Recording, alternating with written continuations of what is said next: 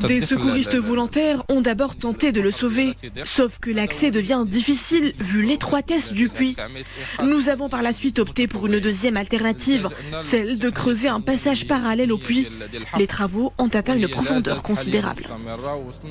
Au fil des heures, les espoirs de retrouver vivant le petit Ryan s'amenuisent. Mais les secouristes ne lâchent rien. Dans une course contre la montre, pompiers, ingénieurs et techniciens topographes s'attaquent au forage d'un tunnel contigu. Parallèlement aux opérations de forage, les éléments de la protection civile ont déployé une caméra utilisée dans les opérations de sauvetage pour s'assurer de l'état de santé de Ryan et communiquer avec lui afin qu'il demeure conscient, en plus de lui acheminer eau et oxygène par tube. Il était avec moi jusqu'à la mi-journée d'hier. Depuis, je ne l'ai plus revu. Je prie pour qu'on me remette mon fils sain et sauf.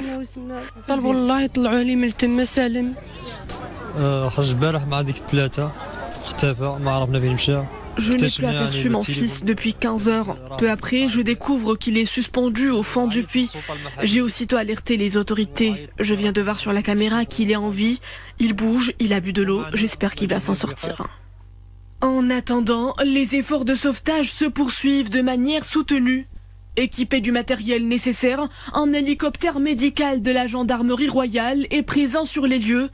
L'appareil est prêt à évacuer l'enfant immédiatement après son sauvetage à l'hôpital pour recevoir les premiers soins nécessaires.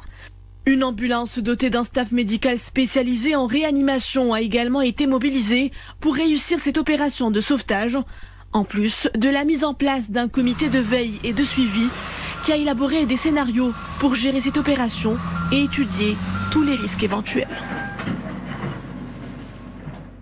Et comme précisé dans le reportage, l'opération de sauvetage de l'enfant de 5 ans mobilise d'importants moyens, dont cet hélicoptère médicalisé, équipé entre autres d'un scanner et de matériel de réanimation. L'hélicoptère d'évacuation médicale d'urgence relève de la gendarmerie royale. Il est mobilisé au niveau de la commune de Tamrout, à proximité du site même du trou où est tombé l'enfant, prêt pour une évacuation d'urgence sur l'hôpital de Sani Tarmel de Tétouan.